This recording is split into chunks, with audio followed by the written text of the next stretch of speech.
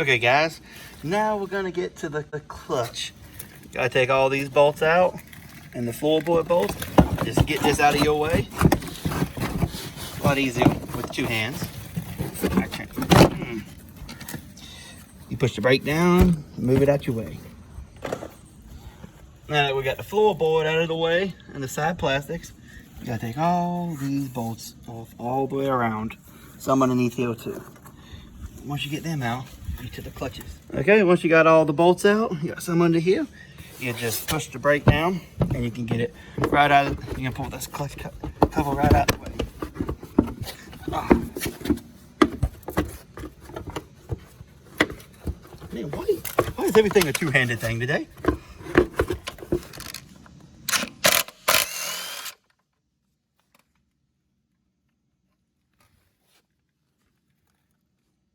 Just screw that baby right back in there. And you do the same thing with the one on the bottom.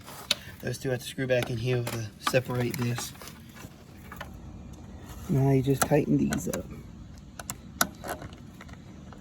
And get on it.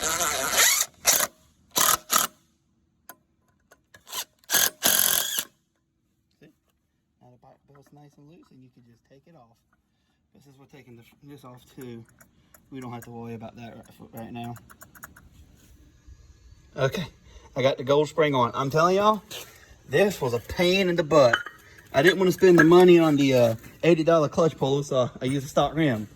But with the socket they say to use, it doesn't fit. It doesn't fit through the hole quite right. It doesn't fit. So I had to literally put it through here like this, and then lay it down. Like I just had to. Let me see if I can get this way. I had to lay it down on it like this. But the other way with it on it, and just push down and then take it off. But because it kind of sketched me out, I also put some zip ties on it. Got some zip ties on it because it was kind of sketchy. I ain't gonna lie. The way it wanted me to do things, it was sketchy. So I went ahead and got that off. And now all I gotta do is put the shims in it. So in order to put the shims on it, guys, all you gotta do is this is your, I can't remember which one's secondary and primary. I suck at this, but you take this piece off. You gotta take this off, put them right back here. That's all you got to do. That is how easy it is. And that's how you have shims. Those are my shims. Been working on this a little too long. I got this kit on Amazon. Comes with a 1mm, 1/2 inch, a 2 and a 3. I'm gonna put 2mm, and as long as when you put this on, you see these little threads here. Once you put everything on and you put this up here and you put the other piece up there, as long as you see threads, like as long as you still see threads, you're good. But if you don't see threads, then you have too much and you got to take back off one.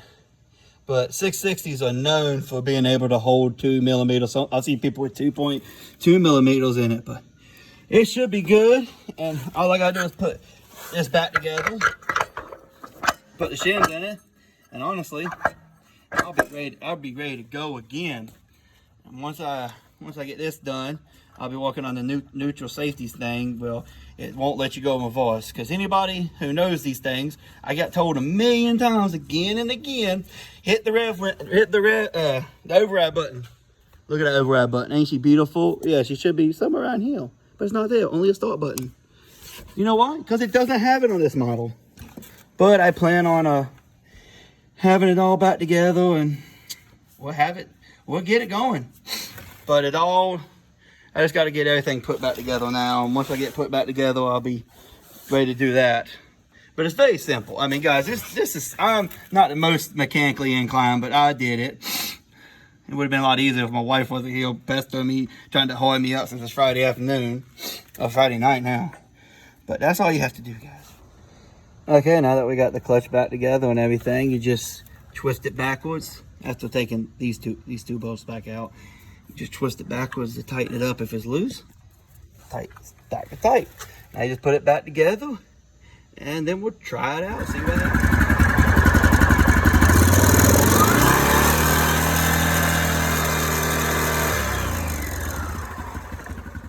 Now always make sure it goes in and out like that. See how it's out? put some, if it doesn't go in like that, guys, you put something together wrong and you in trouble. You got to take it back apart. But other than that, that's pretty much how it goes, guys. I didn't put no rollers or nothing in here because I just felt like that's too tight, and I'm gonna try it without it. If I need it, I might go with it, but a lot of people I talked to said that's too much. It just takes the low away and you're just going in high. Well, got the clutch cover back on, took it for a ride, and I say I noticed a lot. I mean, I had to take it to the mud to really find out, but she was doing pretty good. Now, the number one thing, guys, when putting this cover back on, do not over torque it. I mean, a lot of people want to over torque these bolts, and I'm telling you, if you use an impact gun and you over torque them, they're gonna break. And if they break, then that's a pain in the butt to get it fixed. But make sure your seal's nice and sealed up here.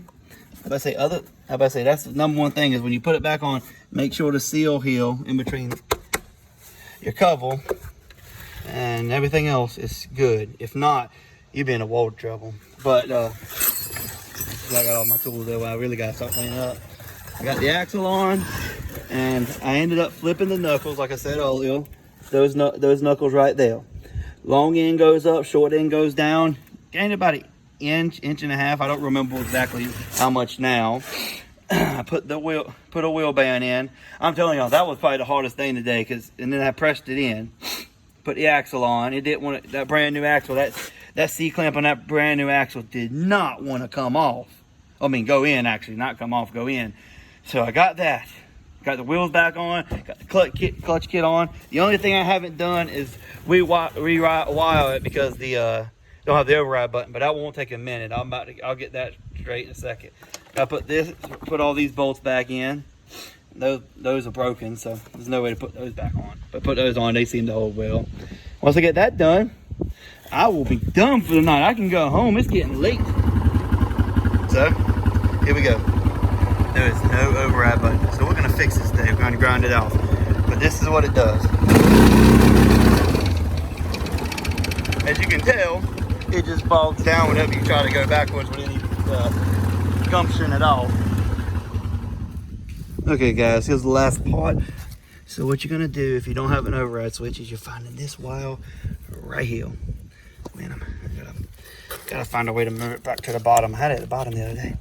But you're gonna find the wire, the white with the bluish green stripe, or the green stripe.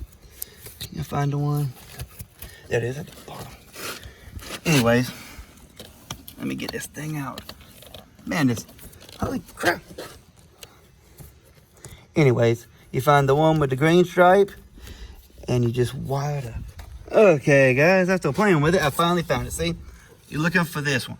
You want the one with the white and green, not the white and blue. I had the white and blue. It looked green from where I was sitting. But anyway, what you're gonna do is you're gonna plug a wire into here and you're gonna run it and ground it. I'm gonna ground it to the battery. That's the easiest way. I've also seen people ground it up here.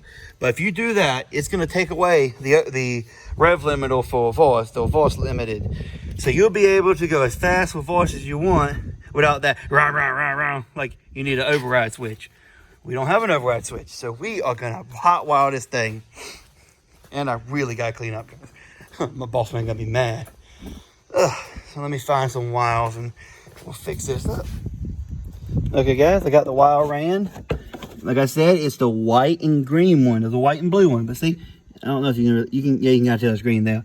I took and taped the other end apart. They ran a ground to the battery. I'm gonna try to get a little needle, but for now I'm just gonna try put it back together and try it out. Cause I'm really curious to work. I mean, this is one of those things that you see everywhere online and you're like, does it work? Does it not work? I don't know. But we are going to try it, my friends. Take this off. We don't. Oh crap. Right in the waddle. Okay. So here's a moment of truth, guys. Moment of truth. Does the jumper work? Or did I do it wrong? We got everything on. Everything's good. I think I got everything on. There's no seat, so this is going to be fun. Got to get the gas gauge on.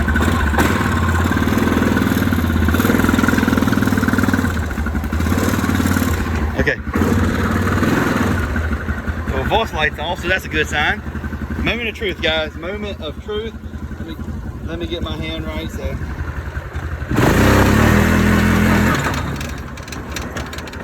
Okay, yeah. There's a lot more power backwards now. Now she doesn't hit the rev limiter. She just holds it to it now. Dang. Which I guess you can tell if the light's off. Whoa! Holy crap! Okay, it works, guys. No more. If you don't have the override button, that actually works, and it works good, my friends. Ugh. You know, the guy who put this thing on, he didn't do a very good job. Ugh. Oh dang! I pulled it off. Anyways, I'm gonna put this thing back together, run this while, and I'm going home for the night. I think I did good. Got everything put back together, ready to go. Hopefully I can get some mud this weekend, see if my wife will let me go.